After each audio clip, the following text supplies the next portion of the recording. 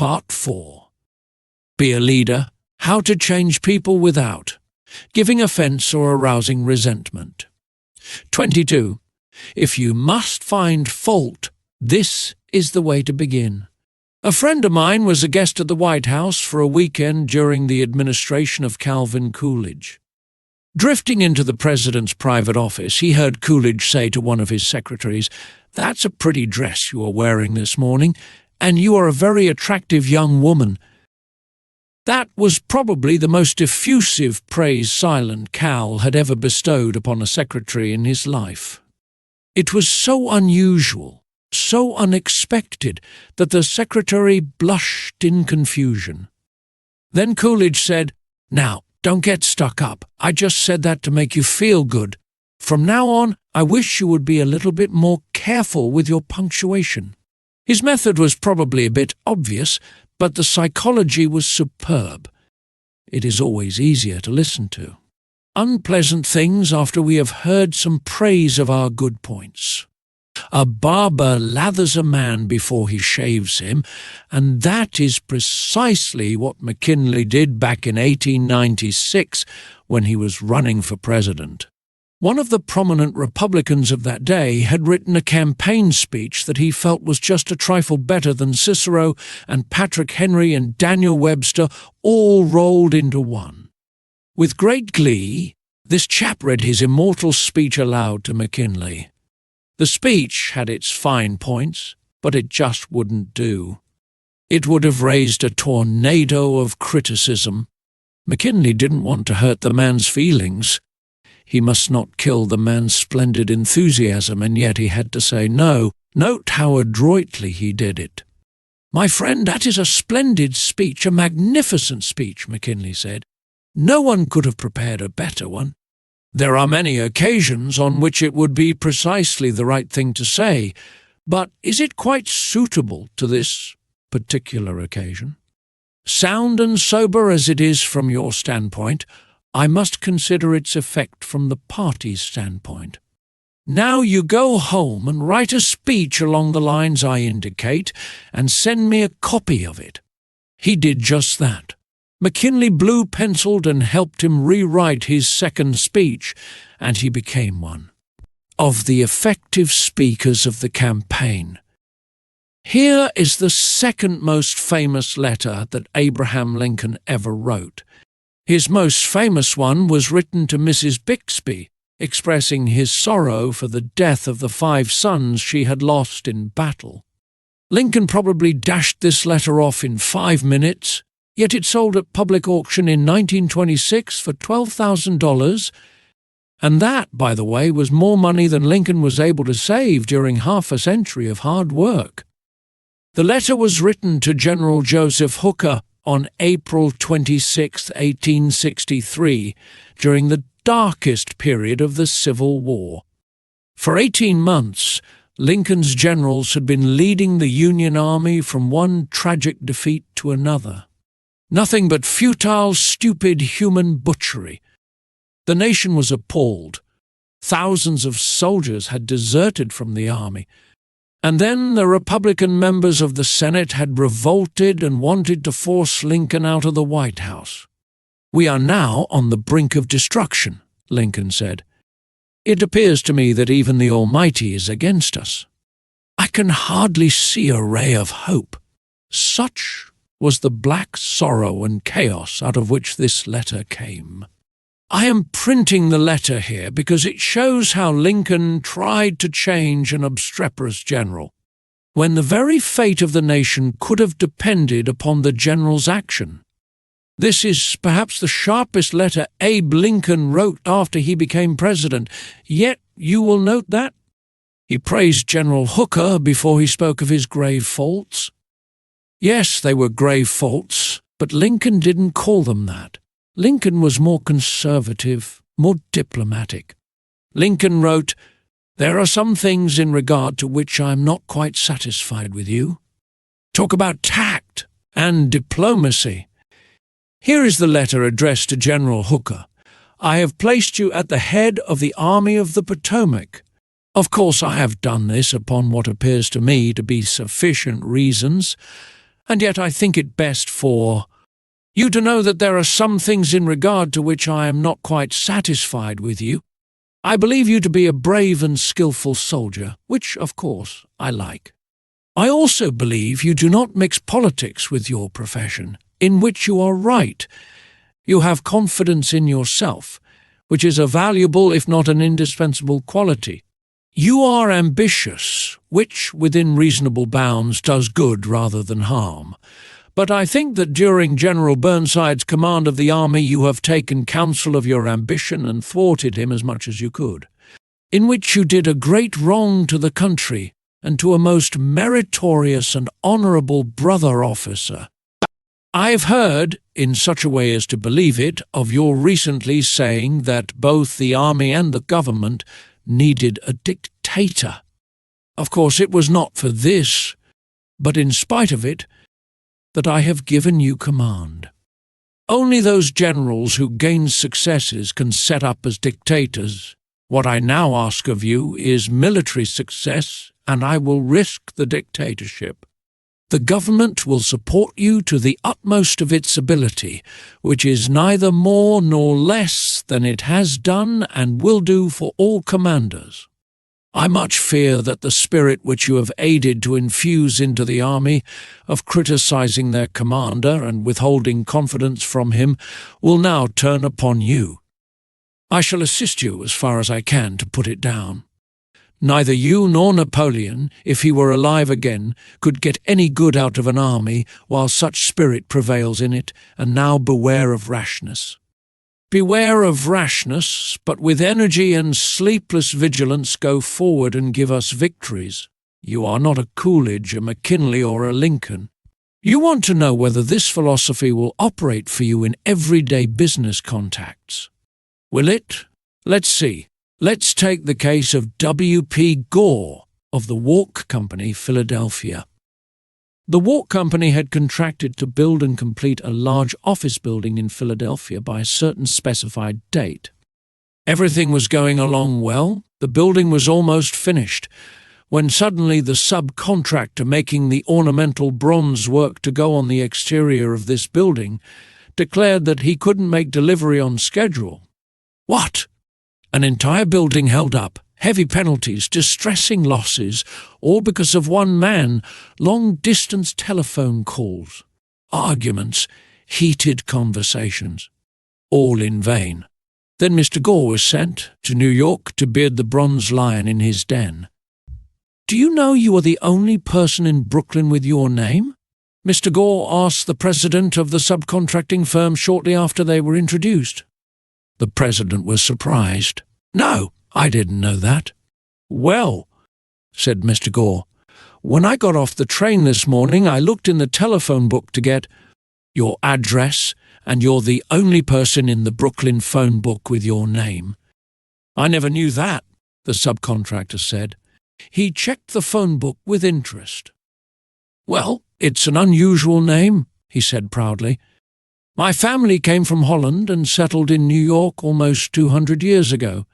He continued to talk about his family and his ancestors for several minutes. When he finished that, Mr. Gore complimented him on how large a plant he had and compared it favourably with a number of similar plants he had visited.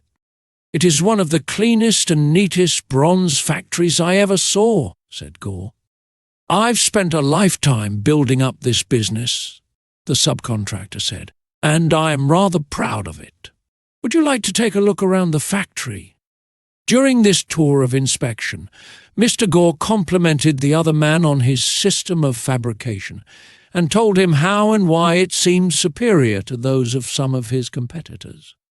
Gore commented on some unusual machines, and the subcontractor announced that he himself had invented those machines. He spent considerable time showing Gore how they operated and the superior work they turned out. He insisted on taking his visitor to lunch. So far, mind you, not a word had been said about the real purpose of Gore's visit. After lunch, the subcontractor said, "Now, to get down to business. Naturally, I know why you're here. I didn't expect that our meeting would be so enjoyable. You can go back to Philadelphia with my promise that your material will be fabricated and shipped, even if other orders have to be delayed. Mr. Gore got everything that he wanted without even asking for it. The material arrived on time, and the building was completed on the day the completion contract specified. Would this have happened had Mr. Gore used the hammer and dynamite method generally employed on such occasions? Dorothy Rubleski, a branch manager of the Fort Monmouth, New Jersey Federal Credit Union, reported to one of our classes how she was able to help one of her employees become more productive.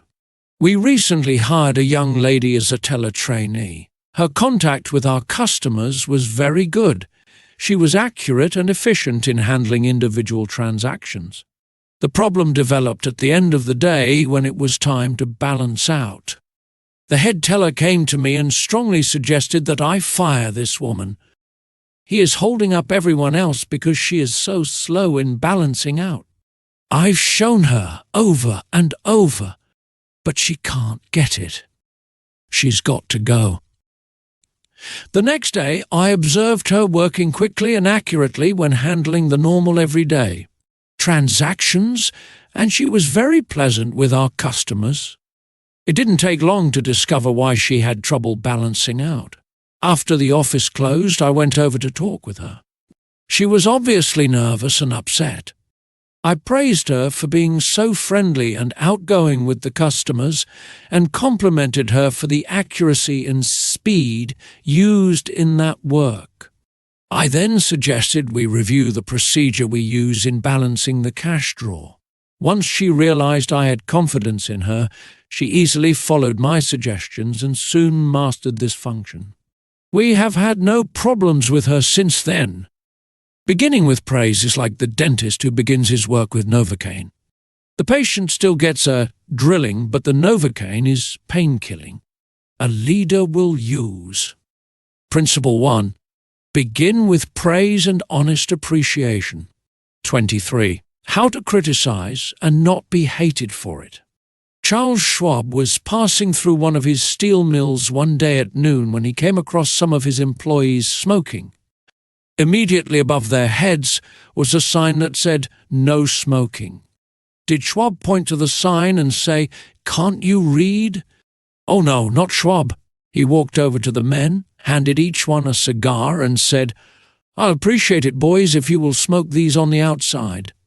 They knew that he knew that they had broken a rule, and they admired him because he said nothing about it and gave them a little present and made them feel important. Couldn't keep from loving a man like that, could you? John Wanamaker used the same technique. Wanamaker used to make a tour of his great store in Philadelphia every day. Once he saw a customer waiting at a counter. No one was paying the slightest attention to her.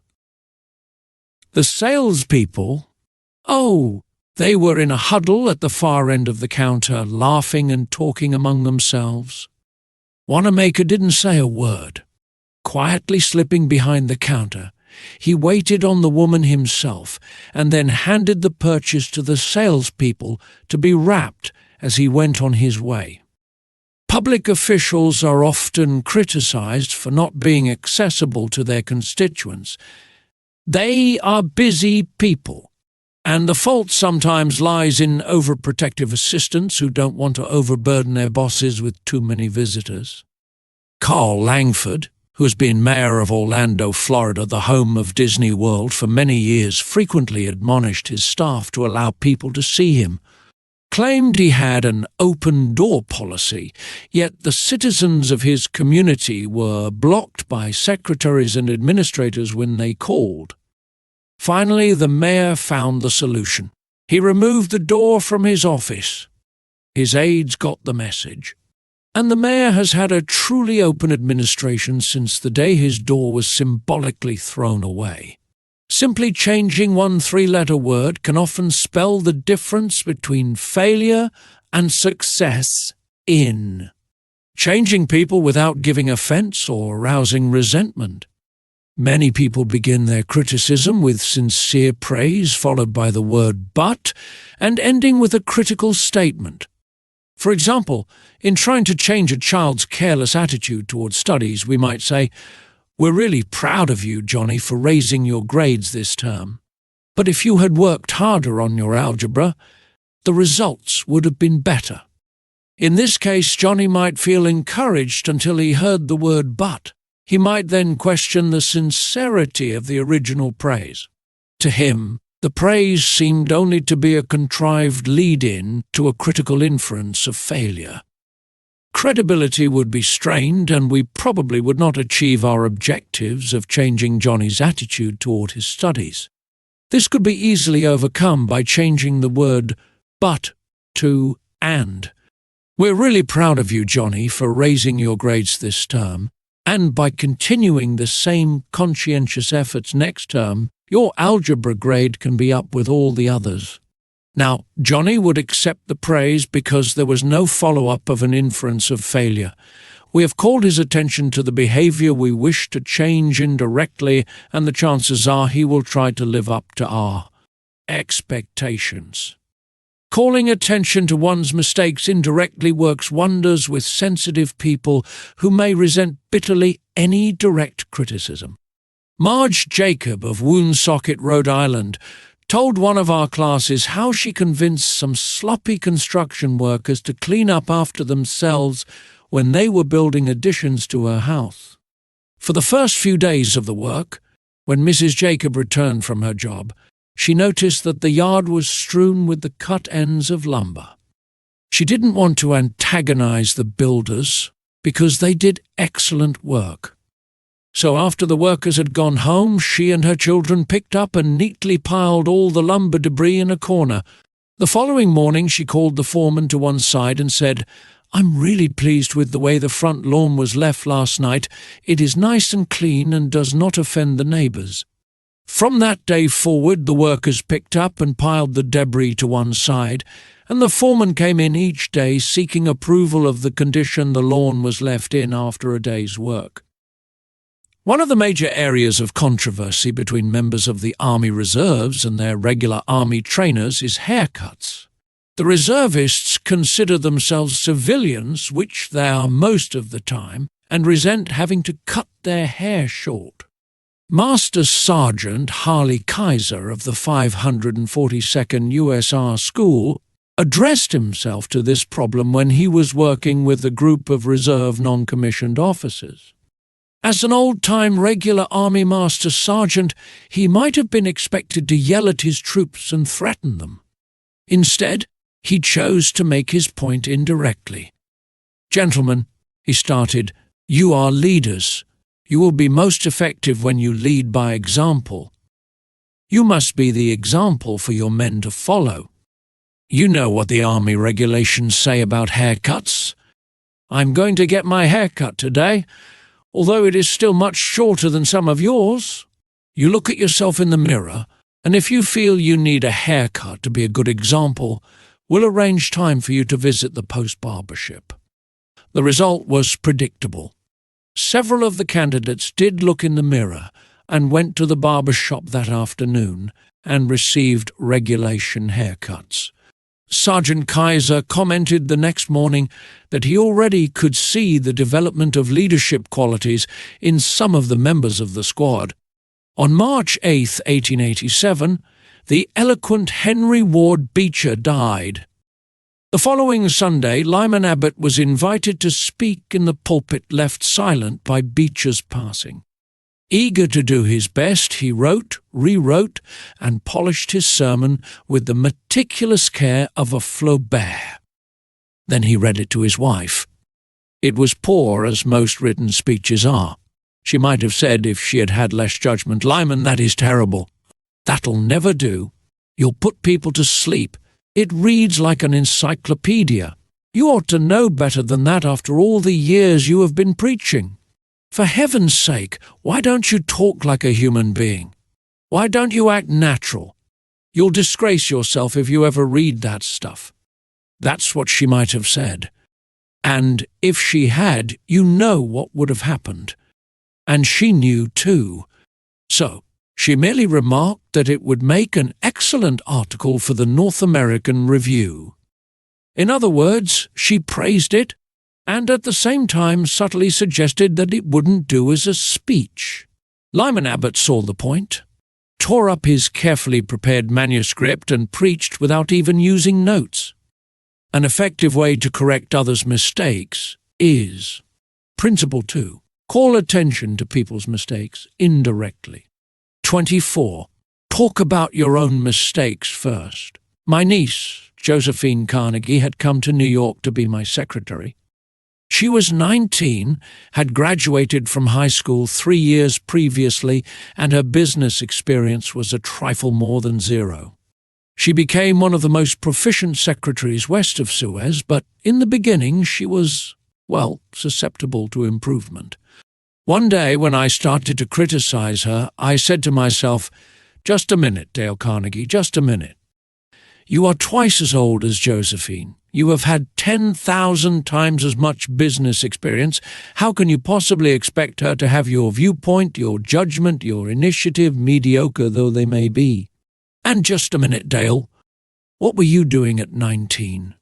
Remember the asinine mistakes and blunders you made? Remember the time you did this? And tat!" After thinking the matter over, honestly and impartially, I concluded that Josephine's batting average at 19 was better than mine had been, and that, I'm sorry to confess, isn't paying Josephine much of a compliment. So after that, when I wanted to call Josephine's attention to a mistake, I used to begin by saying, "You have made a mistake, Josephine, but the Lord knows it's no worse than many I have made. You were not born with judgment. That comes only with experience, and you are better than I was at your age. I have been guilty of so many stupid, silly things myself. I have very little inclination to criticize you or anyone. But don't you think it would have been wiser if you had done so-and-so? It isn't nearly so difficult to listen to a recital of your faults if the person criticizing begins by humbly admitting that he too is far from impeccable. E.G. Dillistone, an engineer in Brandon, Manitoba, Canada, was having problems with his new secretary. Letters he dictated were coming to his desk for signature with 2 or 3 spelling mistakes per page. Mr. Dillistone reported how he handled this. "Like many engineers, I have not been noted for my excellent English or spelling. For years I have kept a little black thumb index book for words I had trouble spelling. When it became apparent that merely pointing out the errors was not going to cause my secretary to do more proofreading and dictionary work, I resolved to take another approach. When the next letter came to my attention that had errors in it, I sat down with the typist and said, 'Somehow this word doesn't look right. It's one of the words I always have had trouble with.' That's the reason I started this spelling book of mine. I opened the book to the appropriate page. Yes, here it is. I'm very conscious of my spelling now because people do judge us by our letters, and misspellings make us look less professional. I don't know whether she copied my system or not, but since that conversation her frequency of spelling errors has been significantly reduced. The polished Prince Bernhard von Bülow learned the sharp necessity of doing this back in 1909. Von Bülow was then the Imperial Chancellor of Germany, and on the throne sat Wilhelm II, Wilhelm the Haughty, Wilhelm the Arrogant. Wilhelm, the last of the German Kaisers, building an army and navy that he boasted could whip their weight in wildcats. Then an astonishing thing happened. The Kaiser said things, incredible things, things that rocked the continent and started a series of explosions heard around the world. To make matters infinitely worse, the Kaiser made silly, egotistical, absurd announcements in public. He made them while he was a guest in England, and he gave his royal permission to have them printed in the Daily Telegraph. For example, he declared that he was the only German who felt friendly toward the English, that he was constructing a navy against the menace of Japan, that he, and he alone, had saved England from being humbled in the dust by Russia and France, that it had been his campaign plan that enabled England's Lord Roberts to defeat the Boers in South Africa, and so on and on. No other such amazing words had ever fallen from the lips of a European king in peacetime within 100 years. The entire continent buzzed with the fury of a hornet's nest. England was incensed. German statesmen were aghast. And in the midst of all this consternation, the Kaiser became panicky and suggested to Prince von Bülow, the imperial chancellor, that he take the blame. Yes, he wanted von Bülow to announce that it was all his responsibility, that he had advised his monarch to say these incredible things.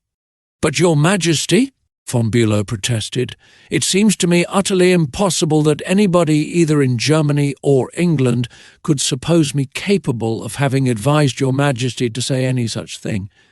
The moment those words were out of von Bülow's mouth, he realized he had made a grave mistake. The Kaiser blew up. "You consider me a donkey," he shouted, "capable of blunders you yourself could never have committed." Von Bülow knew that he ought to have praised before he condemned, but since that was too late, he did the next best thing. He praised after he had criticized, and it worked a miracle. "I'm far from suggesting that," he answered respectfully. "Your Majesty surpasses me in many respects, not only, of course, in naval and military knowledge, but above all, in natural science. I have often listened in admiration when Your Majesty explained the barometer or wireless telegraphy or the Röntgen rays. I am shamefully ignorant of all branches of natural science, have no notion of chemistry or physics, and am quite incapable of explaining the simplest of natural phenomena. But," von Bülow continued, "in compensation, I possess some historical knowledge and perhaps certain qualities useful in politics, especially in diplomacy." The Kaiser beamed. Von Bülow had praised him. Von Bülow had exalted him and humbled himself. The Kaiser could forgive anything after that. "Haven't I always told you," he exclaimed with enthusiasm, "that we complete one another famously? We should stick together, and we will." He shook hands with von Bülow not once but several times, and later in the day he waxed so enthusiastic that he exclaimed with doubled fists, "If anyone says anything to me against Prince von Bülow, I shall punch him in the nose." Von Bülow saved himself in time, but, canny diplomat that he was, he nevertheless had made one error. He should have begun by talking about his own shortcomings and Wilhelm's superiority, not by intimating that the Kaiser was a half-wit in need of a guardian. If a few sentences humbling oneself and praising the other party can turn a haughty, insulted Kaiser into a staunch friend, imagine what humility and praise can do for you and me in our daily contacts. Rightfully used, they will work veritable miracles in human relations. Admitting one's own mistakes, even when one hasn't corrected them, can help convince somebody to change his behavior. This was illustrated more recently by Clarence Zerhusen of Timonium, Maryland, when he discovered his 15-year-old son was experimenting with cigarettes. "Naturally, I didn't want David to smoke," Mr. Zerhusen told us. "But his mother and I smoked cigarettes. We were giving him a bad example all the time. I explained to Dave how I started smoking at about his age and how the nicotine had gotten the best of me, and now it was nearly impossible for me to stop. I reminded him how irritating my cough was, and how he had been after me to give up cigarettes not many years before. I didn't exhort him to stop or make threats or warn him about their dangers. All I did was point out how I was hooked on cigarettes and what it had meant to me. He thought about it for a while and decided he wouldn't smoke until he had graduated from high school. As the years went by, David never did start smoking and has no intention of ever doing so. As a result of that conversation, I made the decision to stop smoking cigarettes myself, and with the support of my family, I have succeeded. A good leader follows this principle. Principle 3. Talk about your own mistakes before criticizing the other person. No one likes to take orders. I once had the pleasure of dining with Miss Ida Tarbell, the Dean of American Biographers. When I told her I was writing this book, we began discussing this all-important subject of getting along with people, and she told me that while she was writing her biography of Owen D. Young, she interviewed a man who had sat for 3 years in the same office with Mr. Young. This man declared that during all that time he had never heard Owen D. Young give a direct order to anyone. He always gave suggestions, not orders. Owen D. Young never said, for example, do this or do that, or don't do this or don't do that. He would say, you might consider this, or do you think that would work? Frequently he would say, after he had dictated a letter, what do you think of this? In looking over a letter of one of his assistants, he would say, maybe if we were to phrase it this way, it would be better. He always gave people the opportunity to do things themselves. He never told his assistants to do things. He let them do them, let them learn from their mistakes. A technique like that makes it easy for a person to correct errors. A technique like that saves a person's pride and gives him or her a feeling of importance. It encourages cooperation instead of rebellion. Resentment caused by a brash order may last a long time, even if the order was given to correct an obviously bad situation. Dan Santarelli, a teacher at a vocational school in Wyoming, Pennsylvania, told one of our classes how one of his students had blocked the entranceway to one of the school shops by illegally parking his car in it. One of the other instructors stormed into the classroom and asked in an arrogant tone, "Whose car is blocking the driveway?" When the student who owned the car responded, the instructor screamed, "Move that car and move it right now, or I'll wrap a chain around it and drag it out of there." Now that student was wrong.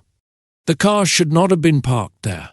But from that day on, not only did that student resent the instructor's action, but all the students in the class did everything they could to give the instructor a hard time and make his job unpleasant. How could he have handled it differently if he had asked in a friendly way, "Whose car is in the driveway?" and then suggested that if it were moved, other cars could get in and out? The student would have gladly moved it, and neither he nor his classmates would have been upset and resentful.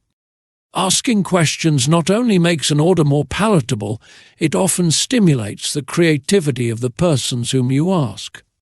People are more likely to accept an order if they have had a part in the decision that caused the order to be issued. When Ian MacDonald of Johannesburg, South Africa, the general manager of a small manufacturing plant specializing in precision machine parts, had the opportunity to accept a very large order, he was convinced that he would not meet the promised delivery date. The work already scheduled in the shop and the short completion time needed for this order made it seem impossible for him to accept the order.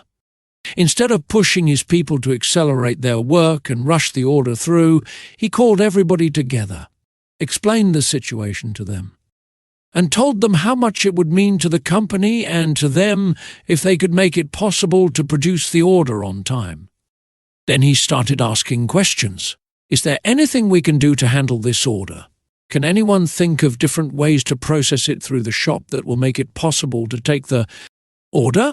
Is there any way to adjust our hours or personnel assignments that would help? The employees came up with many ideas and insisted that he take the order. They approached it with a "we can do it" attitude, and the order was accepted, produced, and delivered on time. An effective leader will use. Principle 4. Ask questions instead of giving direct orders. 26. Let the other person save face. Years ago, the General Electric Company was faced with the delicate task of removing Charles Steinmetz from the head of a department. Steinmetz, a genius of the first magnitude when it came to electricity, was a failure as the head of the calculating department. Yet the company didn't dare offend the man. He was indispensable and highly sensitive, so they gave him a new title. They made him consulting engineer of the General Electric Company, a new title for work he was already doing. And let someone else head up the department? Steinmetz was happy. So were the officers of GE. They had gently maneuvered their most temperamental star, and they had done it without a storm by letting him save face. Letting one save face. How important, how vitally important that is, and how few of us ever stop to think of it. We ride roughshod over the feelings of others, getting our own way, finding fault, issuing threats, criticizing a child or an employee in front of others, without even considering the hurt to the other person's pride. Whereas a few minutes' thought, a considerate word or two, a genuine understanding of the other person's attitude would go so far toward alleviating the sting. Let's remember that the next time we are faced with the distasteful necessity of discharging or reprimanding an employee, firing employees is not much fun. Getting fired is even less fun. I'm quoting now from a letter written me by Marshall Granger, a certified public accountant. Our business is mostly seasonal. Therefore, we have to let a lot of people go after the income tax rush is over. It's a byword in our profession that no one enjoys wielding the axe. Consequently, the custom has developed of getting it over as soon as possible, and usually in the following way: "Sit down, Mr. Smith. The season's over, and we don't seem to see any more assignments for you. Of course, you understood you were only employed for the busy season anyhow, etc., etc." The effect on these people is one of disappointment and a feeling of being let down. Most of them are in the accounting field for life, and they retain no particular love for the firm that drops them so casually. I recently decided to let our seasonal personnel go with a little more tact and consideration. So I call each one in only after carefully thinking over his or her work during the winter. And I've said something like this: "Mr. Smith, you've done a fine job if he has. That time we sent you to Newark, you had a tough assignment. You were on the spot, but you came through with flying colours, and we want you to know the firm is proud of you. You've got the stuff. You're going a long way. Wherever you're working, this firm believes in you and is rooting for you, and we don't want you to forget it." Effect? The people go away feeling a lot better about being fired. They don't feel let down. They know if we had work for them, we'd keep them on. And when we need them again, they come to us with a keen personal affection. At one session of our course, 2 class members discussed the negative effects of fault-finding versus the positive effects of letting the other person save face. Fred Clark of Harrisburg, Pennsylvania, told of an incident that occurred in his company at one of our production meetings. A vice president was asking very pointed questions of one of our production supervisors regarding a production process. His tone of voice was aggressive and aimed at pointing out faulty performance on the part of the supervisor. Not wanting to be embarrassed in front of his peers, the supervisor was evasive in his responses. This caused the vice president to lose his temper, berate the supervisor, and accuse him of lying. Any working relationship that might have existed prior to this encounter was destroyed in a few brief moments. This supervisor, who was basically a good worker, was useless to our company from that time on. A few months later he left our firm and went to work for a competitor, where I understand he is doing a fine job. Another class member, Anna Mazzoni, related how a similar incident had occurred at her job. But what a difference in approach and results! Miss Mazzone, a marketing specialist for a food packer, was given her first major assignment, the test marketing of a new product. She told the class, "When the results of the test came in, I was devastated. I'd made a serious error in my planning, and the entire test had to be done all over again. To make this worse, I had no time to discuss it with my boss before the meeting in which I was to make my report on the project. When I was called on to give the report, I was shaking with fright. I had all I could do to keep from breaking down. But I resolved I would not cry and have all those men make remarks about women not being able to handle a management job because they are too emotional.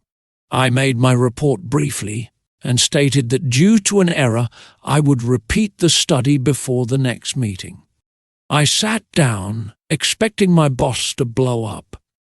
Instead, he thanked me for my work and remarked that it was not unusual for a person to make an error on a new project and that he had confidence that the repeat survey would be accurate and meaningful to the company.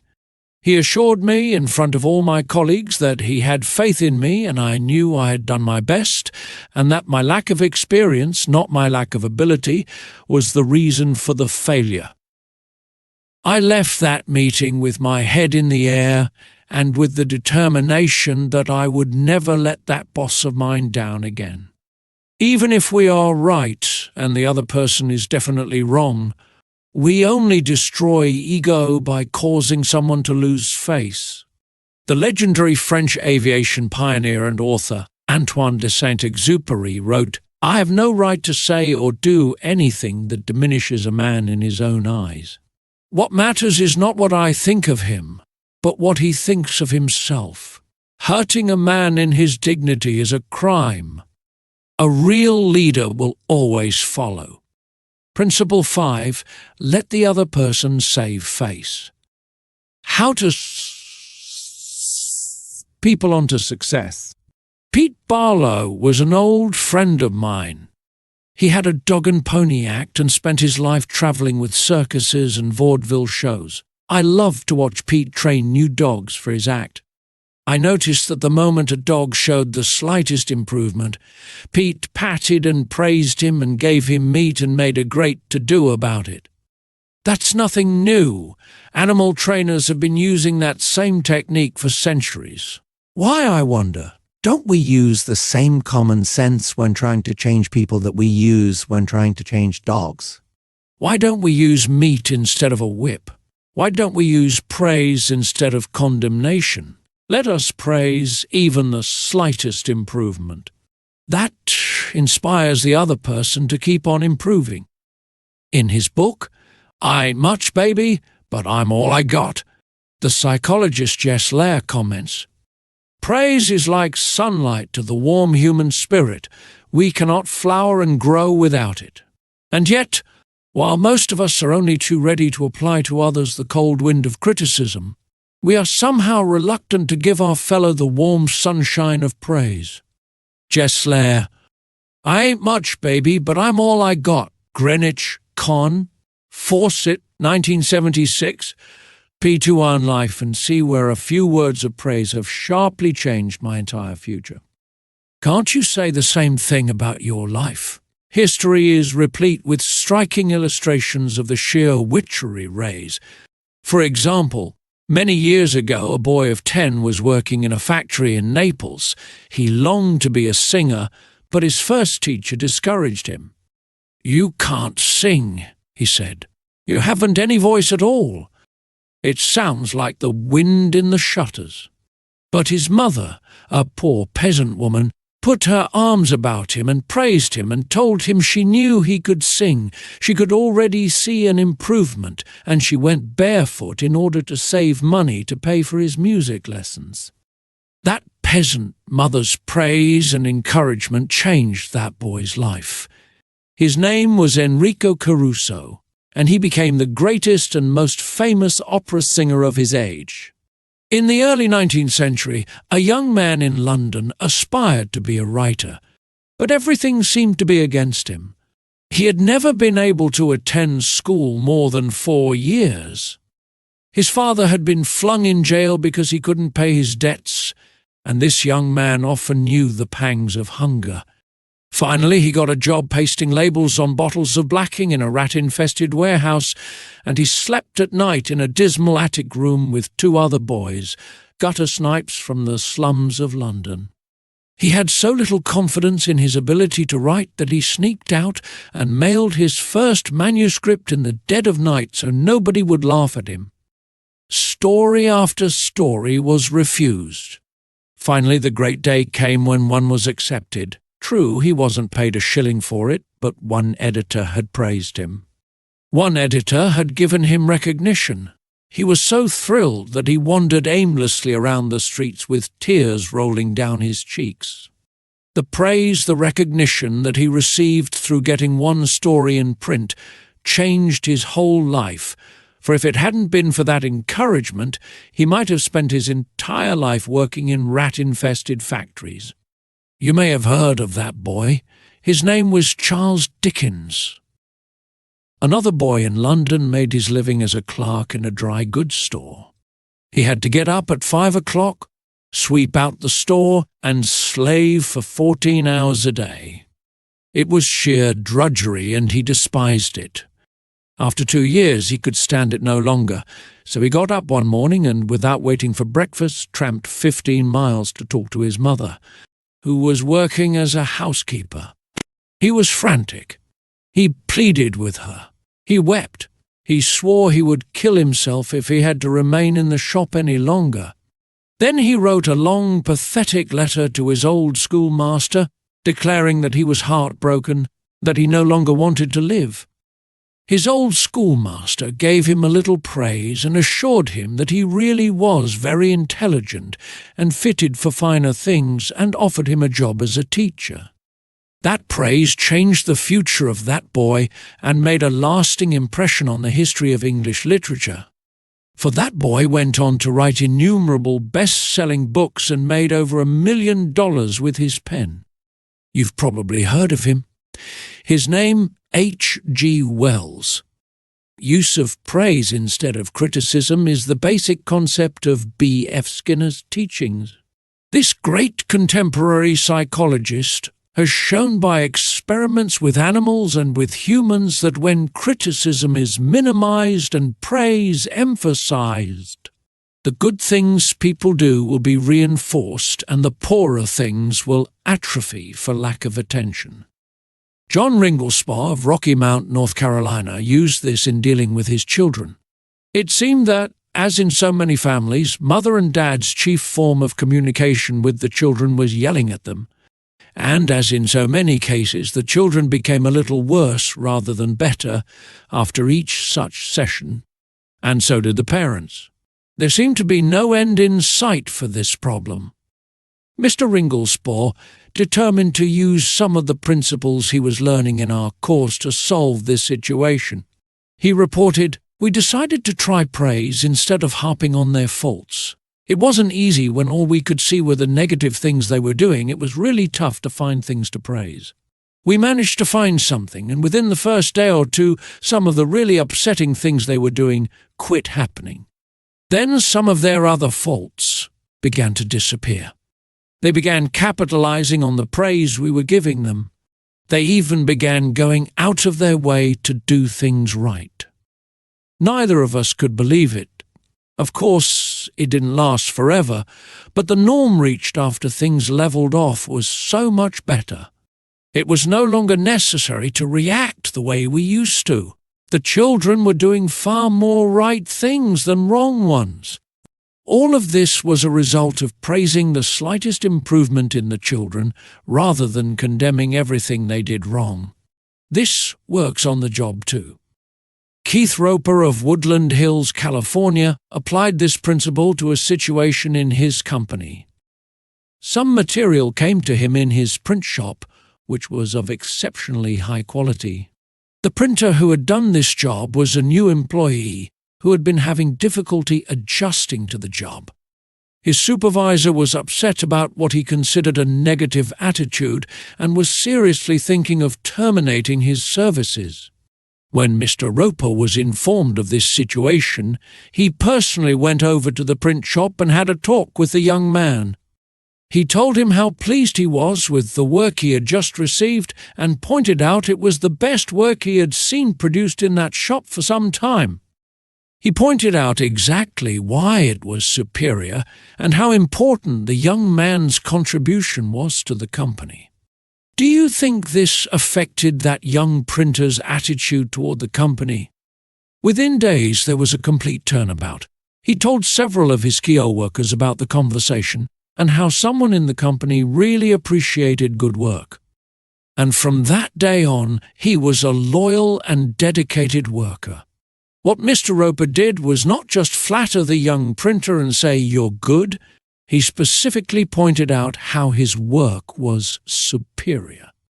Because he had singled out a specific accomplishment, rather than just making general flattering remarks, his praise became much more meaningful to the person to whom it was given. Everybody likes to be praised, but when praise is specific, it comes across as sincere, not something the other person may be saying just to make one feel good. Remember, we all crave appreciation and recognition and will do almost anything to get it. But nobody wants insincerity. Nobody wants flattery. Let me repeat, the principles taught in this book will work only when they come from the heart. I am not advocating a bag of tricks. I am talking about a new way of life. Talk about changing people. If you and I will inspire the people with whom we come in contact to a realization of the hidden treasures they possess, we can do far more than change people. We can literally transform them. Exaggeration? Then listen to these sage words from William James, one of the most distinguished psychologists and philosophers America has ever produced.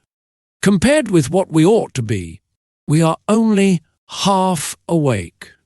We are making use of only a small part of our physical and mental resources. Stating the thing broadly, the human individual thus lives far within his limits. He possesses powers of various sorts which he habitually fails to use. Yes, you who are reading these lines possess powers of various sorts which you habitually fail to use. And one of these powers you are probably not using to the fullest extent is your magic ability to praise people and inspire them with a realization of their latent possibilities. Abilities wither under criticism, they blossom under encouragement. To become a more effective leader of people, apply. Principle 6. Praise the slightest improvement and praise every improvement. Be hearty in your approbation and lavish in your praise. What do you hate? Give a dog a good name. What do you do when a person who has been a good worker begins to turn in shoddy work? You can fire him or her, but that really doesn't solve anything. You can berate the worker, but this usually causes resentment. Henry Henke, a service manager for a large truck dealership in Lowell, Indiana, had a mechanic whose work had become less than satisfactory. Instead of bawling him out or threatening him, Mr. Henke called him into his office and had a heart-to-heart talk with him. "Bill," he said, "you are a fine mechanic. You have been in this line of work for a good number of years. You have repaired many vehicles to the customer's satisfaction. In fact, we've had a number of compliments about the good work you have done. Yet, of late, the time you take to complete each job has been increasing and your work has not been up to your own old standards. Because you have been such an outstanding mechanic in the past, I felt sure you would want to know that I am not happy with this situation, and perhaps jointly we could find some way to correct the problem." Bill responded that he hadn't realized he had been falling down in his duties and assured his boss that. The work he was getting was not out of his range of expertise and he would try to improve in the future. Did he do it? You can be sure he did. He once again became a fast and thorough mechanic, with that reputation Mr. Henke had given him to live up to. How could he do anything else but turn out work comparable to that which he had done in the past? "The average person," said Samuel Vauquelin, then president of the Baldwin Locomotive Works, "can be led readily if you have his or her respect, and if you show that you respect that person for some kind of ability. In short, if you want to improve a person in a certain aspect, act as though that particular trait were already one of his or her outstanding characteristics." Shakespeare said, "Assume a virtue if you have it not, and it might be well to assume and state openly that other people have the virtue you want them to develop. Give them a fine reputation to live up to, and they will make prodigious efforts rather than see you disillusioned." Georgette Leblanc, in her book Souvenirs, My Life with Maeterlinck, describes the startling transformation of a humble Belgian Cinderella. "A servant girl from a neighbouring hotel brought my meals," she wrote. She was called Marie the dishwasher because she had started her career as a scullery assistant. She was a kind of monster, cross-eyed, bandy-legged, poor in flesh and spirit. One day, while she was holding my plate of macaroni in her red hand, I said to her point-blank, "Marie, you do not know what treasures are within you." Accustomed to holding back her emotion, Marie waited a few moments, not daring to risk the slightest gesture for fear of a catastrophe. Then she put the dish on the table, sighed and said ingenuously, "Madame, I would never have believed it." She did not doubt, she did not ask a question. She simply went back to the kitchen and repeated what I had said, and such is the force of faith that no one made fun of her. From that day on, she was even given a certain consideration. But the most curious change of all occurred in the humble Marie herself.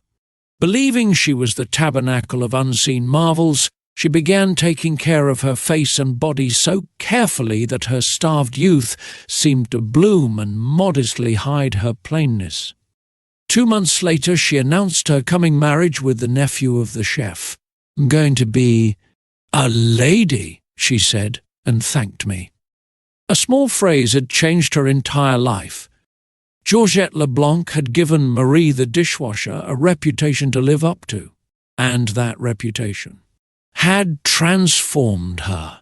Bill Parker, a sales representative for a food company in Daytona Beach, Florida, was very excited about the new line of products his company was introducing and was upset when the manager of a large independent food market turned down the opportunity to carry it in his store. Bill brooded all day over this rejection and decided to return to the store before he went home that evening and try again. "Jack," he said, "since I left this morning I realized I hadn't given you the entire picture of our new line, and I would appreciate some of your time to tell you about the points I omitted. I have respected the fact that you are always willing to listen and are big enough to change your mind when the facts warrant a change." Could Jack refuse to give him another hearing? Not with that reputation to live up to. One morning, Dr. Martin Fitzhugh, a dentist in Dublin, Ireland, was shocked when one of his patients pointed out to him that the metal cup holder which she was using to rinse her mouth was not very clean.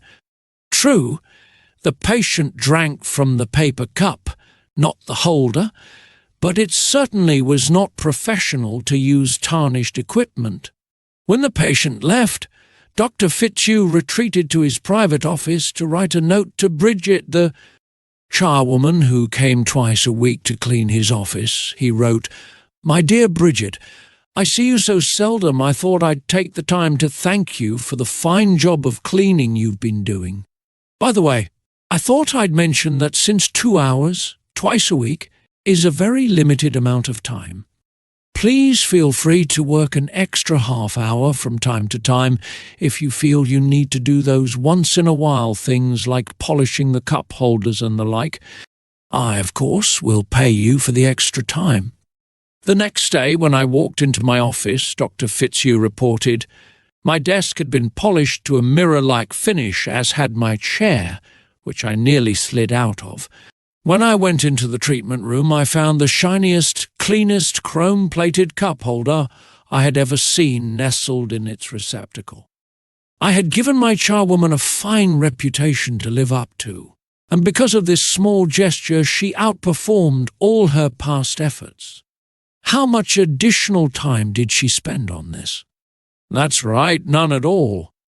There is an old saying, give a dog a bad name and you may as well hang him, but give him a good name and see what happens.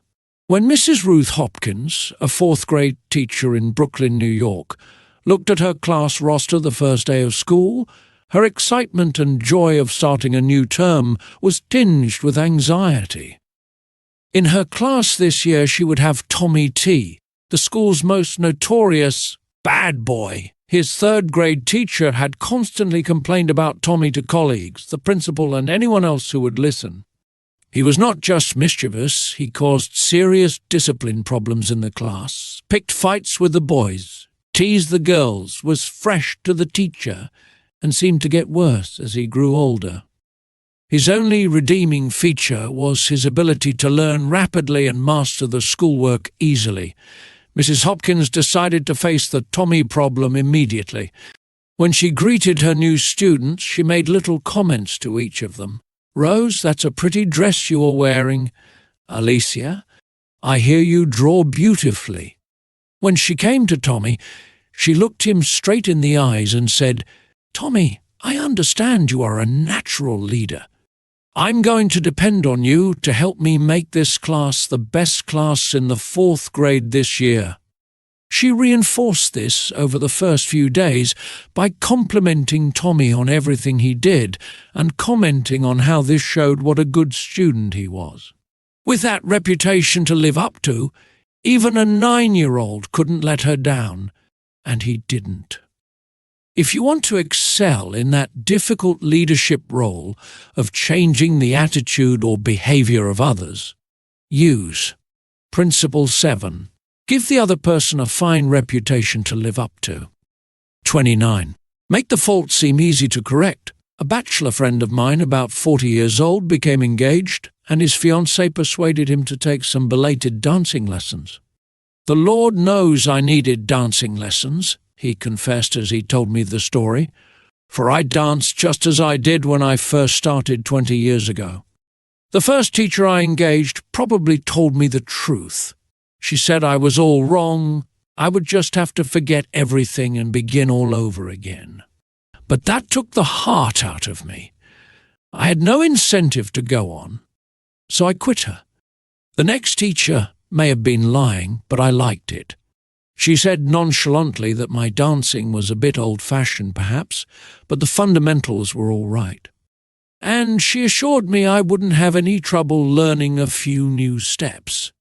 The first teacher had discouraged me by emphasizing my mistakes. This new teacher did the opposite.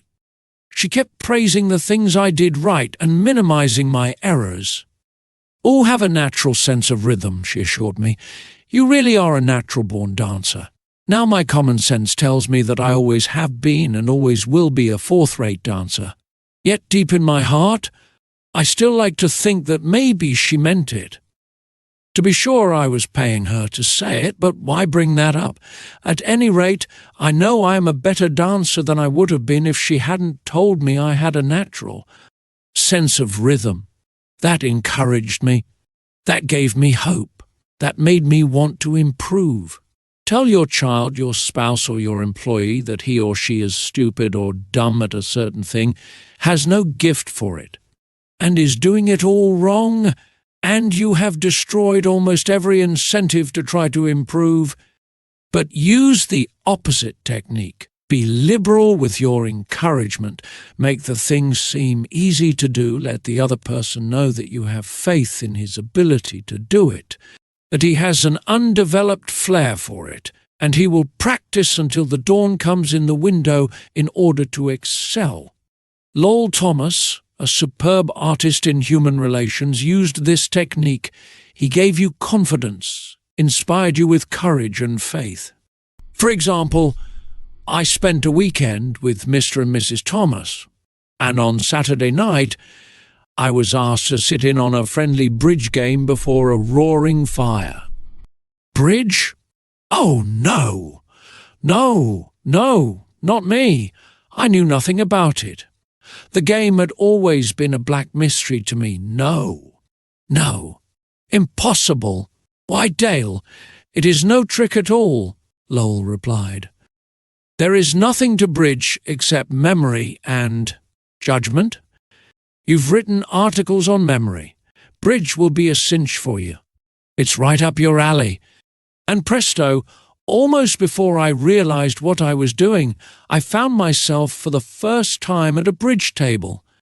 All because I was told I had a natural flair for it, and the game was made to seem easy.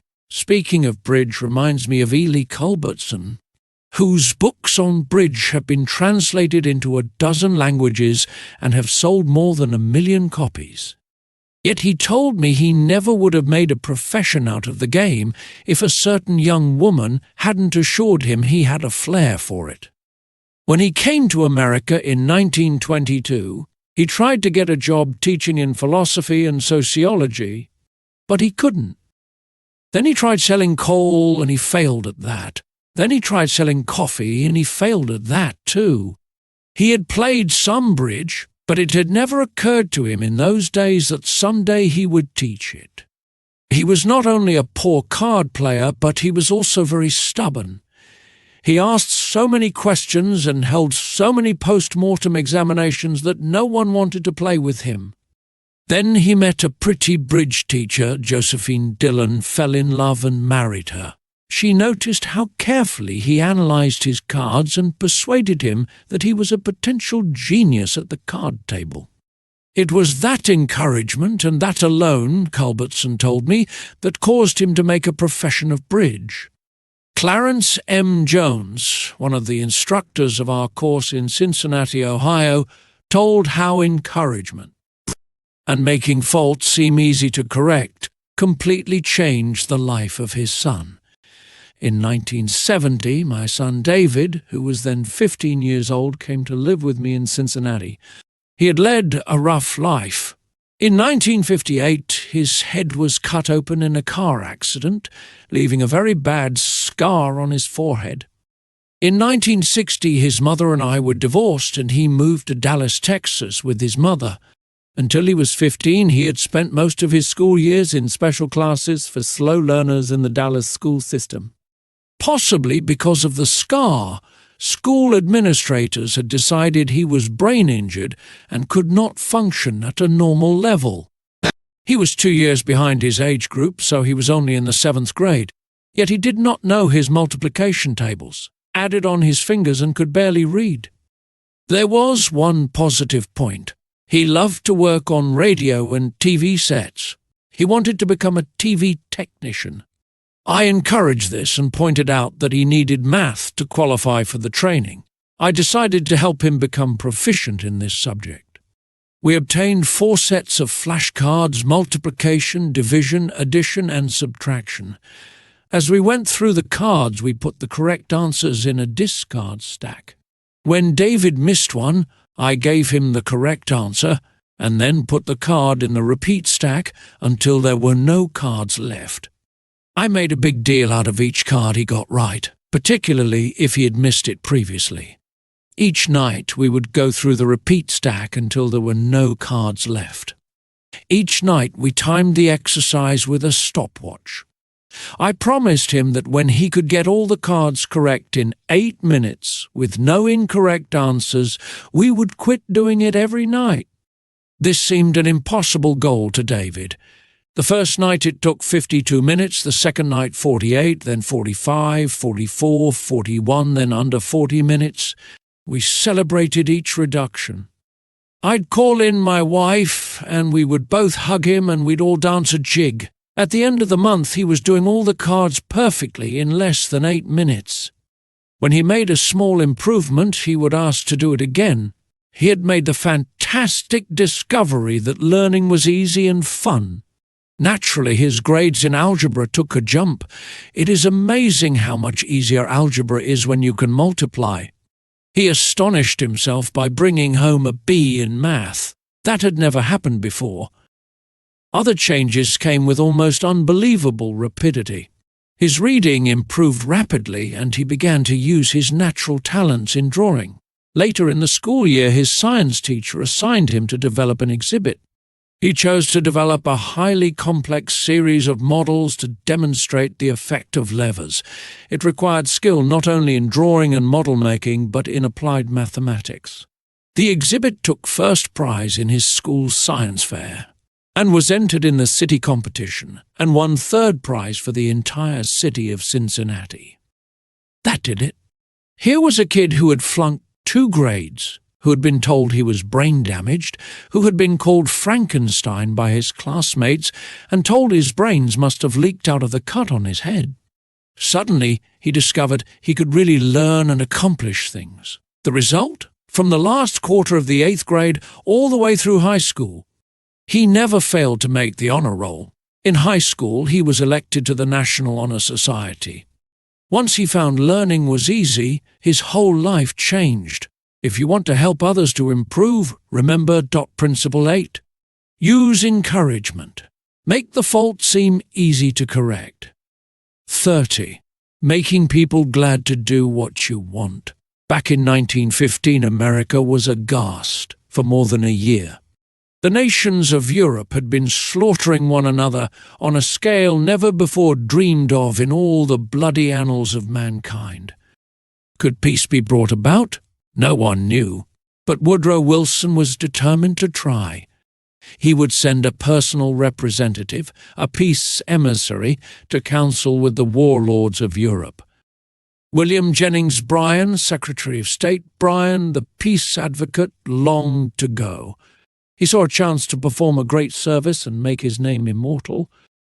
But Wilson appointed another man, his intimate friend and adviser, Colonel Edward M. House, and it was House's thorny task to break the unwelcome news to Bryan without giving him offense.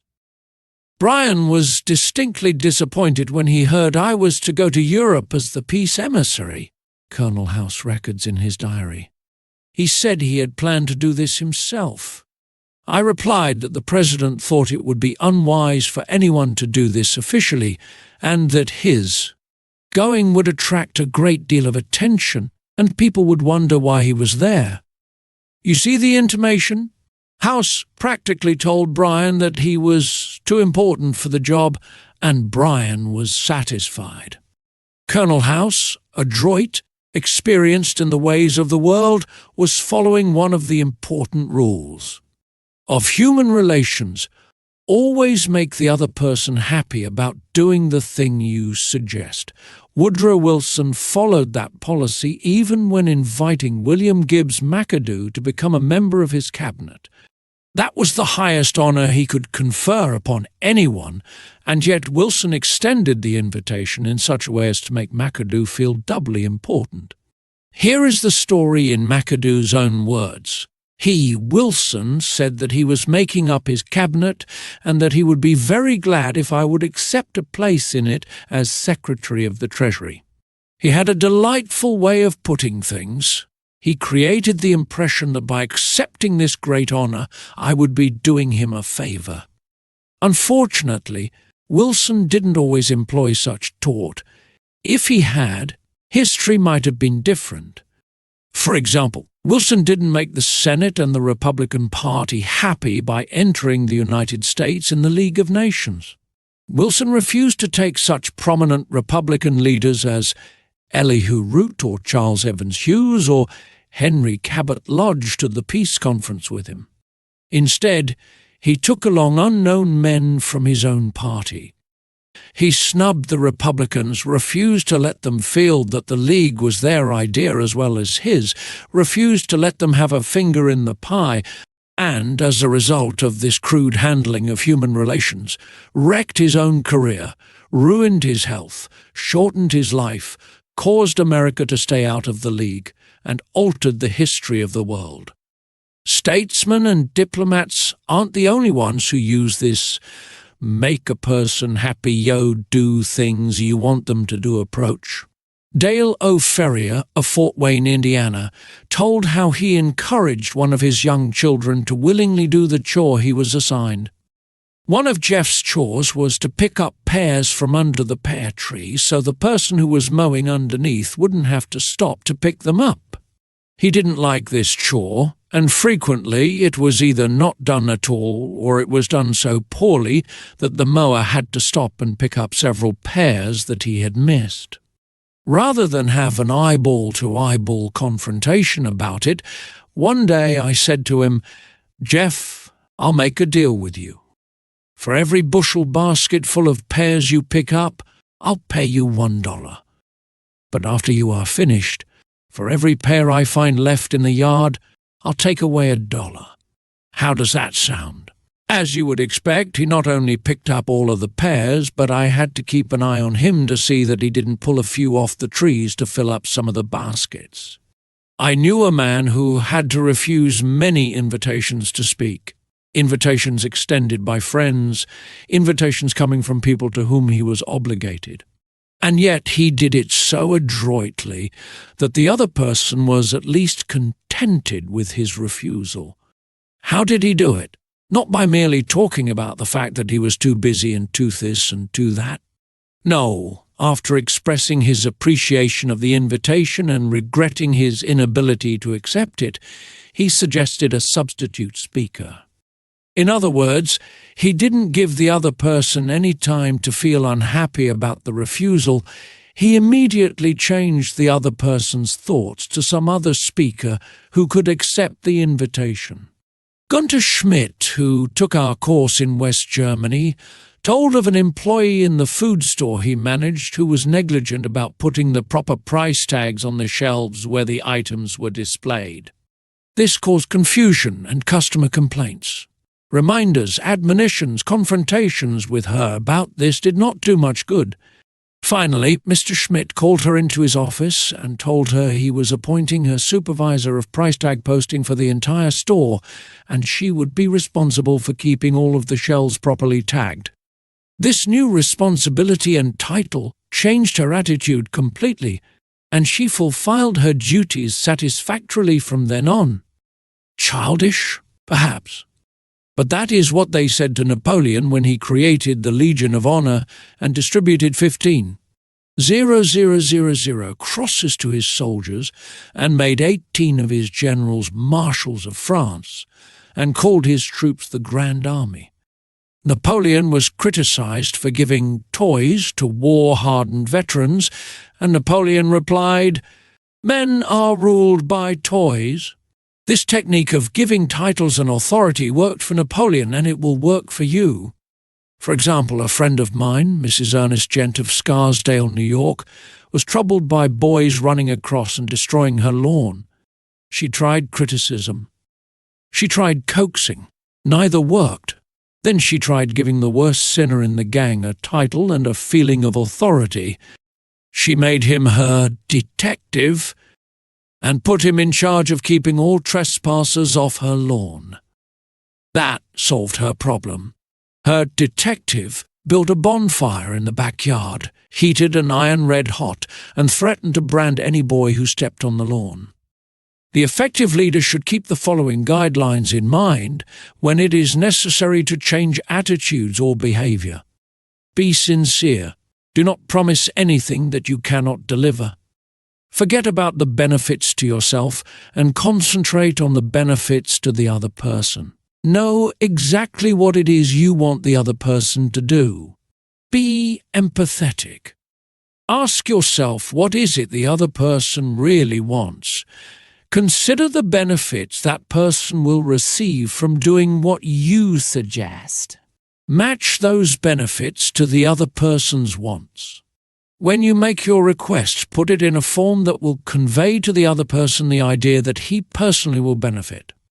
We could give a curt order like this: "John, we have customers coming in tomorrow and I need the stockroom cleaned out. So sweep it out, put the stock in neat piles on the shelves and polish the counter." Or we could express the same idea by showing John the benefits he will get from doing the task. "John, we have a job that should be completed right away. If it is done now, we won't be faced with it later. I am bringing some customers in tomorrow to show our facilities. I would like to show them the stockroom, but it is in poor shape. If you could sweep it out, put the stock in neat piles on the shelves and polish the counter.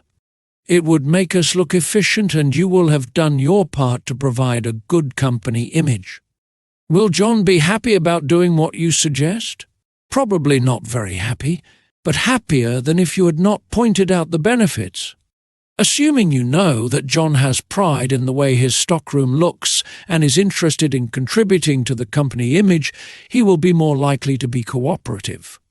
It also will have been pointed out to John that the job would have to be done eventually, and by doing it now, he won't be faced with it later. It is naive to believe you will always get a favorable reaction from other persons when you use these approaches.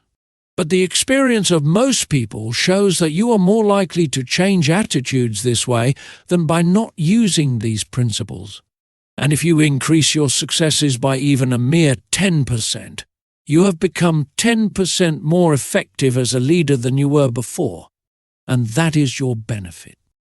People are more likely to do what you would like them to do when you use. Principle 9. Make the other person happy about doing the thing you suggest. In a nutshell, be a leader. A leader's job often includes changing your people's attitudes and behavior. Some suggestions to accomplish this. Principle 1. Begin with praise and honest appreciation. Principle 2. Call attention to people's mistakes indirectly. Principle 3. Talk about your own mistakes before criticizing the other person. Principle 4. Ask questions instead of giving direct orders. Principle 5. Let the other person save face. Principle 6. Lavish in your praise. Principle 7. Praise the slightest improvement and praise every improvement. Be hearty in your approbation and give the other person a fine reputation to live up to. Principle 8. Use encouragement. Make the fault seem easy to correct. Principle 9. Make the other person happy about doing the thing you suggest. A Shortcut to Distinction by Lowell Thomas. This biographical information about Dale Carnegie was written as an introduction to the original edition of How to Win Friends and Influence People. It is reprinted in this edition to give the readers additional background on Dale Carnegie. It was a cold January night in 1935, but the weather couldn't keep them away. 2,500 men and women thronged into the grand ballroom of the Hotel Pennsylvania in New York. Every available seat was filled by 7:30. At 8 o'clock, the eager crowd was still pouring in. The spacious balcony was soon jammed. Presently, even standing space was at a premium, and hundreds of people, tired after navigating a day in business, stood up for an hour and a half that night to witness what? A fashion show? A 6-day bicycle race or a personal appearance by Clark Gable? No. These people had been lured there by a newspaper ad. 2 evenings previously they had seen this. Full-page announcement in the New York Sun staring them in the face. Learn to speak effectively, prepare for leadership. Old stuff? Yes, but believe it or not, in the most sophisticated town on earth, during a depression with 20% of the population on relief. 2,500 people had left their homes and hustled to the hotel in response to that ad. The people who responded were of the upper economic strata, executives, employers, and professionals. These men and women had come to hear the opening gun of an ultra-modern, ultra-practical course in effective speaking and influencing men in business, a course given by the Dale Carnegie Institute of Effective Speaking and Human Relations. Why were they there, these 2,500 businessmen and women? Because of a sudden hunger for more education because of the Depression? Apparently not, for this same course had been playing to packed houses in New York City every season for the preceding 24 years. During that time, more than 15,000 business and professional people had been trained by Dale Carnegie. Even large, skeptical, conservative organizations such as the Westinghouse Electric Company, the McGraw-Hill Publishing Company, the Brooklyn Union Gas Company, the Brooklyn Chamber of Commerce, the American Institute of Electrical Engineers, and the New York Telephone Company have had this training conducted in their own offices for the benefit of their members and executives. The fact that these people, 10 or 20 years after leaving grade school, high school, or college, come and take this training is a glaring commentary on the shocking deficiencies of our educational system. What do adults really want to study?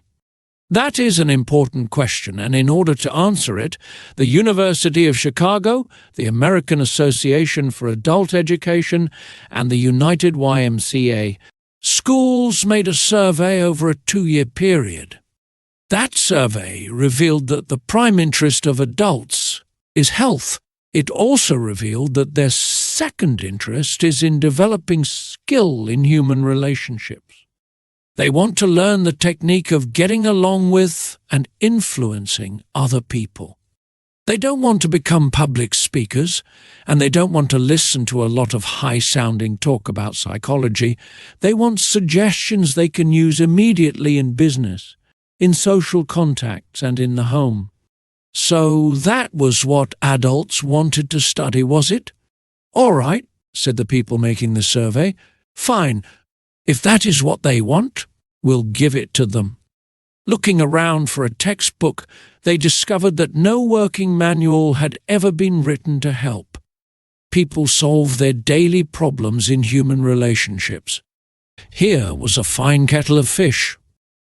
For hundreds of years, learned volumes had been written on Greek and Latin and higher mathematics, topics about which the average adult doesn't give two hoots. But on the one subject on which he has a thirst for knowledge, a veritable passion for guidance and help, nothing. This explained the presence of 2,500 eager adults crowding into the grand ballroom of the Hotel Pennsylvania in response to a newspaper advertisement. Here, apparently, at last was the thing for which they had long been seeking.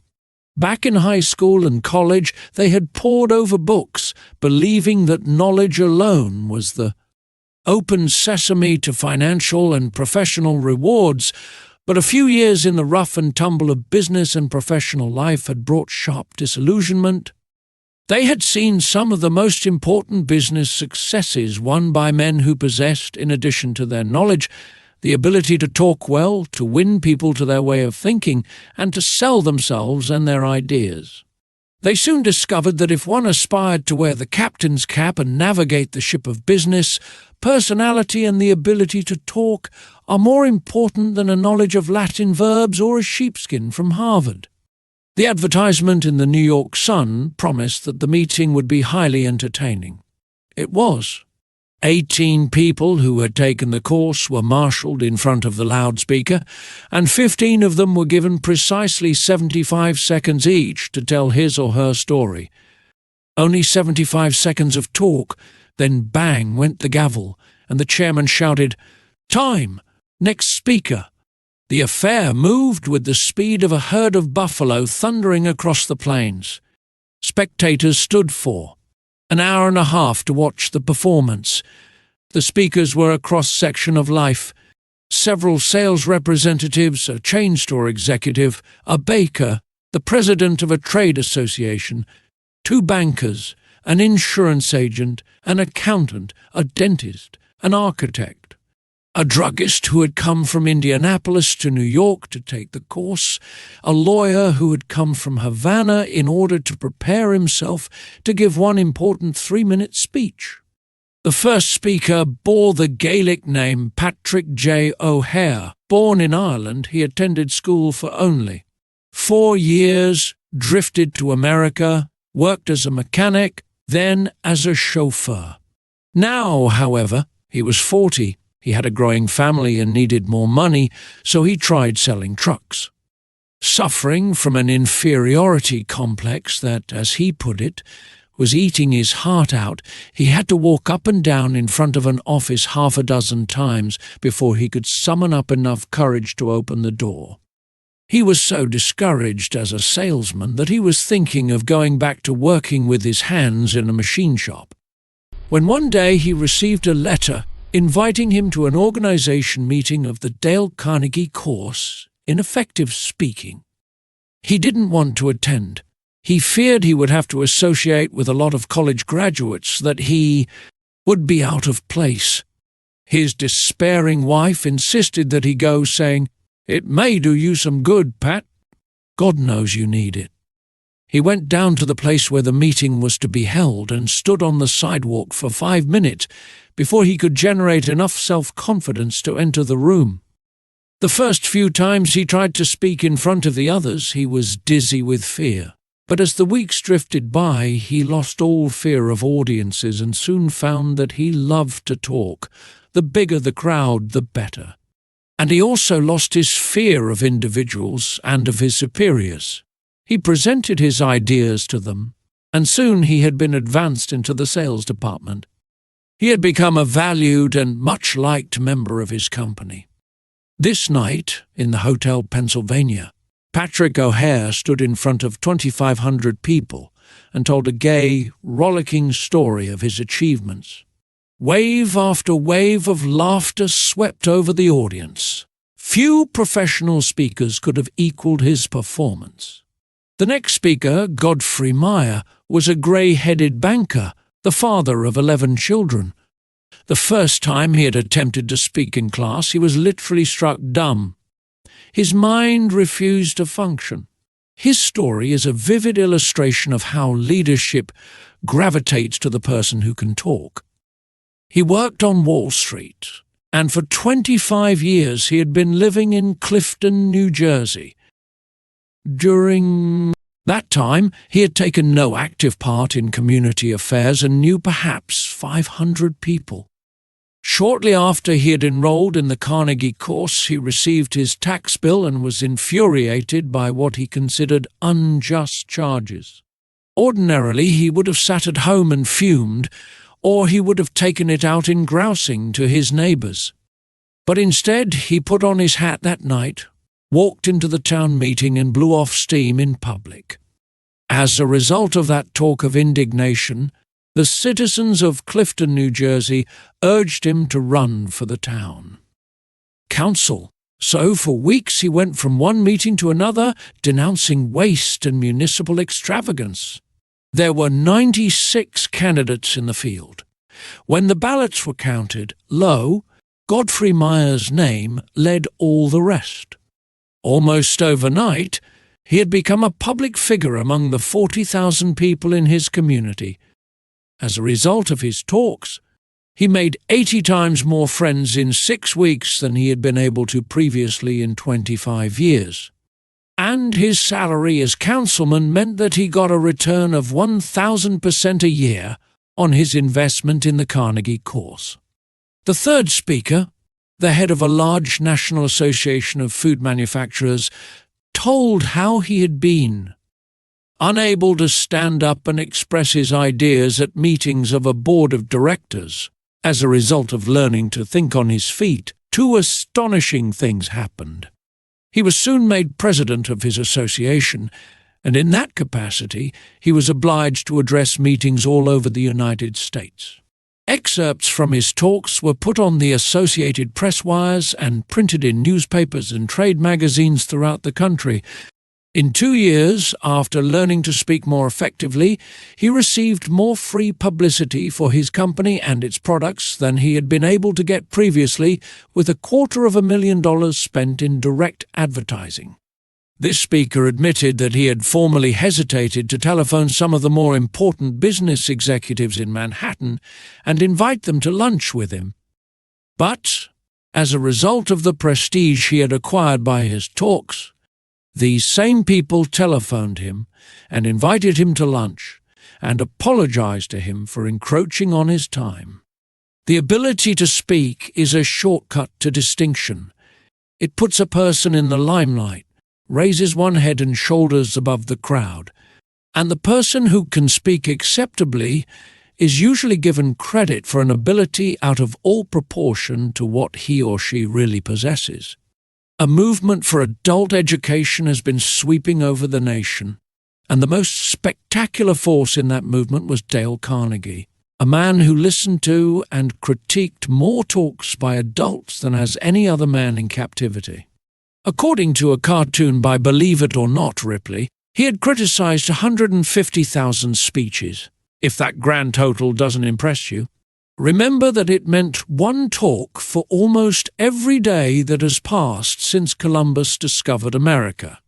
Or, to put it in other words, if all the people who had spoken before him had used only 3 minutes and had appeared before him in succession, it would have taken 10 months listening day and night to hear them all. Dale Carnegie's own career, filled with sharp contrasts, was a striking example of what a person can accomplish when obsessed with an original idea and afire with enthusiasm. Born on a Missouri farm 10 miles from a railway, he never saw a streetcar until he was 12 years old. Yet by the time he was 46, he was familiar with the far-flung corners of the earth, everywhere from Hong Kong to Hammerfest, and at one time he approached closer to the North Pole than Admiral Byrd's headquarters at Little America was to the South Pole. This Missouri lad who had once picked strawberries and cut cockleburs for 5 cents an hour became the highly paid trainer of the executives of large corporations in the art of self-expression. This erstwhile cowboy, who had once punched cattle and branded calves and ridden fences out in Western South Dakota, later went to London to put on shows under the patronage of the royal family. This chap, who was a total failure the first half-dozen times he tried to speak in public, later became my personal manager. Much of my success has been due to training under Dale Carnegie. Young Carnegie had to struggle for an education, for hard luck was always battering away at the old farm in northwest Missouri with a flying tackle and a body slam. Year after year, the 102 River rose and drowned the corn and swept away the hay. Season after season, the fat hogs sickened and died from cholera, the bottom fell out of the market for cattle and mules, and the bank threatened to foreclose the mortgage. Sick with discouragement, the family sold out and bought another farm near the State Teachers College at Warrensburg, Missouri. Board and room could be had in town for $1 a day, but young Carnegie couldn't afford it. So he stayed on the farm and commuted on horseback 3 miles to college each day. At home, he milked the cows, cut the wood, fed the hogs, and studied his Latin verbs by the light of a coal oil lamp, until his eyes blurred and he began to nod. Even when he got to bed at midnight, he set the alarm for 3 o'clock. His father bred pedigreed Duroc Jersey hogs, and there was danger during the bitter cold nights that the young pigs would freeze to death, so they were put in a basket covered with a gunny sack and set behind the kitchen stove. True to their nature, the pigs demanded a hot meal at 3 a.m., so when the alarm went off, Dale Carnegie crawled out of the blankets, took the basket of pigs out to their mother, waited for them to nurse, and then brought them back to the warmth of the kitchen stove. There were 600 students in State Teachers College, and Dale Carnegie was one of the isolated half-dozen who couldn't afford to board in town. He was ashamed of the poverty that made it necessary for him to ride back to the farm and milk the cows every night. He was ashamed of his coat, which was too tight, and his trousers, which were too short. Rapidly developing an inferiority complex, he looked about for some shortcut to distinction. He soon saw that there were certain groups in college that enjoyed influence and prestige. The football and baseball players and the chaps who won the debating and public speaking contests. Realizing that he had no flair for athletics, he decided to win one of the speaking contests. He spent months preparing his talks. He practiced As he sat in the saddle galloping to college and back, he practiced his speeches as he milked the cows. And then he mounted a bale of hay in the barn, and with great gusto and gestures harangued the frightened pigeons about the issues of the day. But in spite of all his earnestness and preparation, he met with defeat after defeat. He was 18 at the time, sensitive and proud. He became so discouraged, so depressed, that he even thought of suicide. And then suddenly he began to win, not one contest, but every speaking contest in college. Other students pleaded with him to train them, and they won also. After graduating from college, he started selling correspondence courses to the ranchers among the sandhills of western Nebraska and eastern Wyoming. In spite of all his boundless energy and enthusiasm, he couldn't make the grade. He became so discouraged that he went to his hotel room in Alliance, Nebraska, in the middle of the day, threw himself across the bed, and wept in despair. He longed to go back to college. He longed to retreat from the harsh battle of life, but he couldn't. So he resolved to go to Omaha and get another job. He didn't have the money for a railroad ticket, so he traveled on a freight train, feeding and watering 2 carloads of wild horses in return for his passage after landing in South Omaha. He got a job selling bacon and soap and lard for Armour and Company. His territory was up among the Badlands and the cow and Indian country of western South Dakota. He covered his territory by freight train and stagecoach and horseback, and slept in pioneer hotels where the only partition between the rooms was a sheet of muslin. He studied books on salesmanship, rode bucking broncos, played poker with the Indians and learned how to collect money. And when, for example, an inland storekeeper couldn't pay cash for the bacon and hams he had ordered, Dale Carnegie would take a dozen pairs of shoes off his shelf, sell the shoes to the railroad men, and forward the receipts to Armour and Company. He would often ride a freight train 100 miles a day. When the train stopped to unload freight, he would dash uptown, see 3 or 4 merchants, get his orders, and when the whistle blew, he would dash down the street again, lickety-split, and swing onto the train while it was moving. Within 2 years, he had taken an unproductive territory that had stood in the 25th place and had boosted it to 1st place among all the 29 car routes leading out of South Omaha. Armour and Company offered to promote him, saying, "You have achieved what seemed impossible."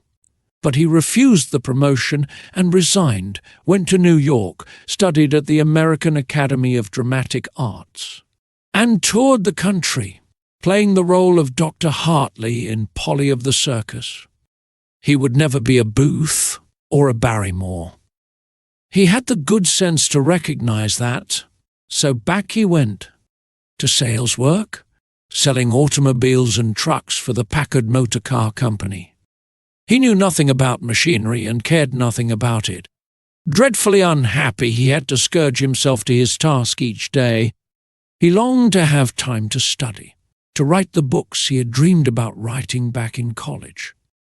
So he resigned. He was going to spend his days writing stories and novels and support himself by teaching in a night school. Teaching what? As he looked back and evaluated his college work, he saw that his training in public speaking had done more to give him confidence, courage, poise, and the ability to meet and deal with people in business than had all the rest of his college courses put together. So he urged the YMCA schools in New York to give him a chance to conduct courses in public speaking for people in business. What? Make orators out of business people? Absurd. The YMCA people knew.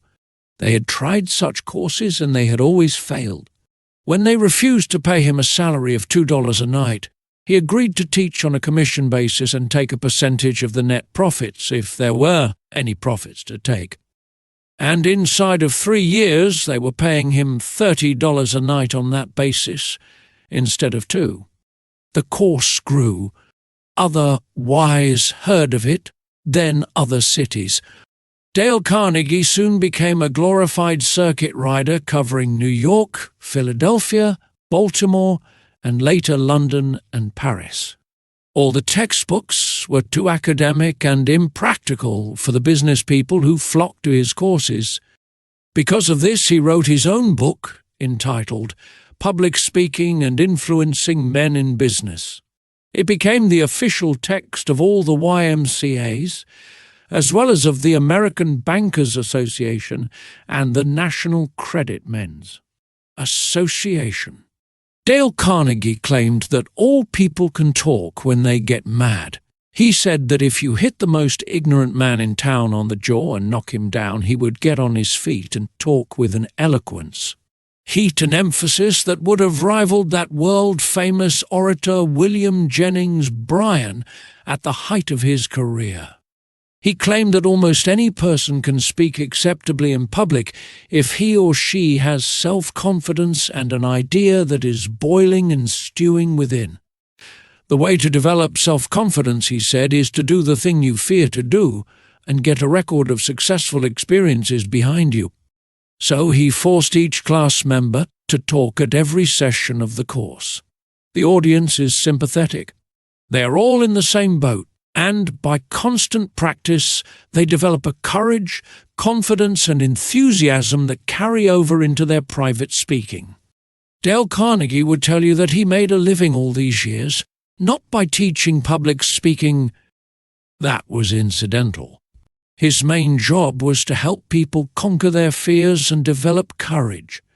He started out at first to conduct merely a course in public speaking, but the students who came were businessmen and women. Many of them hadn't seen the inside of a classroom in 30 years. Most of them were paying their tuition on the installment plan. They wanted results, and they wanted them quick. Results that they could use the next day in business interviews and in speaking before groups. So he was forced to be swift and practical. Consequently, he developed a system of training that is unique, a striking combination of public speaking, salesmanship, human relations, and applied psychology. A slave to no hard and fast rules, he developed a course that is as real as the measles and twice as much fun. When the class is terminated, the graduates formed clubs of their own and continued to meet fortnightly for years afterward. One group of 19 in Philadelphia met twice a month during the winter season for 17 years. Class members frequently travel 50 or 100 miles to attend classes. One student used to commute each week from Chicago to New York. Professor William James of Harvard used to say that the average person develops only 10% of his latent mental ability. Dale Carnegie, by helping businessmen and women to develop their latent possibilities, created one of the most significant movements in adult education. Lowell Thomas, 1936. The Dale Carnegie Courses. The Dale Carnegie Course in Effective Speaking and Human Relations. Probably the most popular program ever offered in developing better interpersonal relations, this course is designed to develop self-confidence. The ability to get along with others in one's family and in social and occupational relations, to increase ability to communicate ideas, to build positive attitudes, increase enthusiasm, reduce tension and anxiety, and to increase one's enjoyment of life. Not only do many thousands of individuals enroll in this course each year, but it has been used by companies, government agencies, and other organizations to develop the potential of their people. The Dale Carnegie Sales Course. This in-depth participative program is designed to help persons currently engaged in sales or sales management to become more professional and successful in their careers. It covers the vital but little understood element of customer motivation and its application to any product or service that is being sold. Salespeople are put on the firing line of actual sales situations and learn to use motivational selling methods. The Dale Carnegie Management Seminar. This program sets forth the Dale Carnegie principles of human relations and applies them to business. The importance of balancing results attained with the development of people potential to assure long-term growth and profit is highlighted. Participants construct their own position descriptions and learn how to stimulate creativity in their people, motivate, delegate, and communicate, as well as solve problems and make decisions in a systematic manner. Application of these principles to each person's own job is emphasized. If you are interested in any of these courses, details on when and where they are offered in your community can be obtained by writing to Dale Carnegie and Associates, Inc., 1475 Franklin Ave, Garden City, NY, 11530.